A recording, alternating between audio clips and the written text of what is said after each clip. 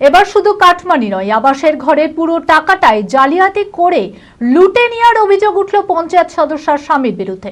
অভিযোগ, উপভোক্তাদের ঘরের টাকা জালিয়াতি করে নিজের আত্মীয়দের অ্যাকাউন্টে ট্রান্সফার করিয়ে নেয় সাগরদিঘির কাবিলপুর গ্রাম পঞ্চায়েতের কংগ্রেস সদস্যের স্বামী নুরুজ্জামান শিকু। বিষয়টি জানাজানি হতে ক্ষোভ প্রকাশ করেছে উপভোক্তারা। উপযুক্ত পঞ্চায়েত সদস্যের স্বামীর বিরুদ্ধে সাগরদিঘি থানায় লিখিত অভিযোগ জানিয়েছে তারা। মানসিক স্বাস্থ্যের জন্য সবার আগে যে নামটি মনে ভেসে ওঠে, সুস্থ মনের ঠিকানা মনোবীক্ষণ।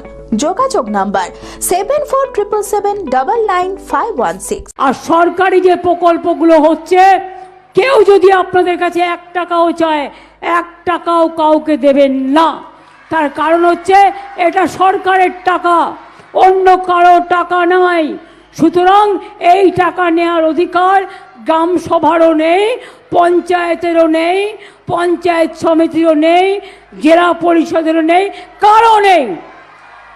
যদি কেউ টাকা চায়, পুলিশ থানায় গিয়ে ডায়েরি করবেন। আর যদি পুলিশ ডায়েরি না নেয়, আমার মুখ্যমন্ত্রী সরাসরিতে জানাবেন। আবাস যোজনায় দুর্নীতি রুখতে মুখ্যমন্ত্রীর হুঁশিয়ারির পরেও ঘরের টাকায় একাধিক দুর্নীতির অভিযোগ উঠে আসছে জেলার বিভিন্ন পঞ্চায়েত থেকে।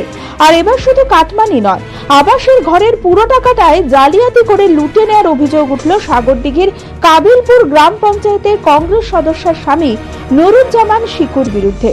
গ্রামবাসীদের দাবি, দিদিকে বলতে ফোন করে আবেদন জানানোর পর আবাসের ঘরের তালিকায় তাদের নাম উঠেছে। আর তালিকায় নাম আসতেই পঞ্চায়েতের কংগ্রেস সদস্যের স্বামী নুরুজ্জামান শিকু তাদের কাছ থেকে আইডি ও বিভিন্ন নথিপত্র নিয়ে যায়।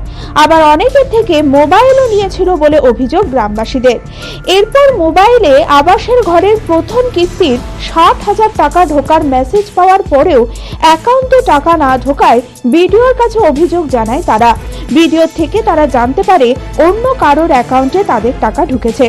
খোঁজখবর নিয়ে তারা জানতে পারে পঞ্চায়েতের কংগ্রেস সদস্যের স্বামী নুরুজ্জামান শিকু উপভোক্তাদের ঘরের টাকা জালিয়াতি করে নিজের আত্মীয়দের অ্যাকাউন্টে ট্রান্সফার করিয়ে নিয়েছে। মমতাকে ফোন করেছিলাম দিদিকে, দিয়ে শিকু মেম্বার আমার নামে ঘর এসছে, সেই ঘরটাকে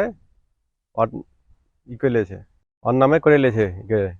কার নামে করেছে? ওই অর্জুন ঝার নামে করে তুলে নিয়েছে। কিভাবে করেছে? ওই শিকু মেম্বার তুলে নিয়েছে, কংগ্রেসের মেম্বার। আমার আইডি নিয়ে, আমার মোবাইল নিয়ে সে অন্য নম্বরে একটা তুলে নিয়েছে। আপনি কিভাবে জানলেন যে আপনার? আমি ভিডিও গেছিলাম, ভিডিওতে গেলাম, ভিডিওতে বললো তোমার নামের টাকা অন্যজন তুলে নিয়েছে। এইটাই যে কাগজটা পুরো নিয়েছিল, লার পর মোবাইলটাও নিয়েছিল, আমি বাড়িতে ছিলাম না। যে আমাদের বাড়ি থেকে নিয়ে যে এভাবে কাজ করেছে শিকু মেম্বার, কংগ্রেসের শিকু মেম্বার। বিষয়টি জানাজানি হতেই তীব্র ক্ষোভ প্রকাশ করেছে উপভোক্তারা।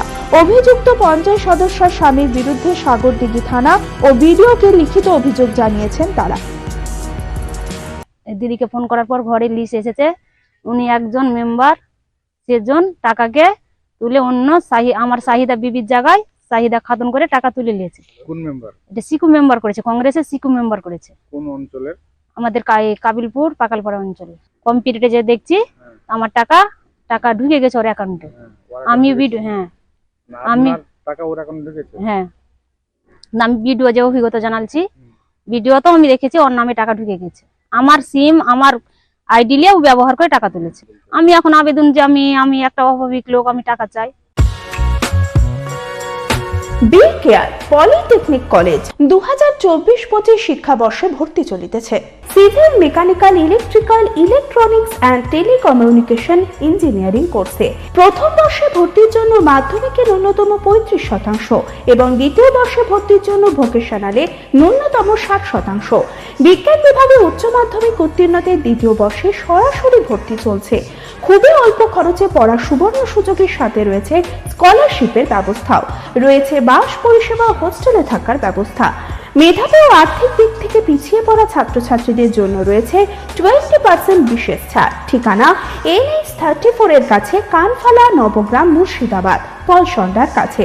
যোগাযোগ নাম্বার 8967158821।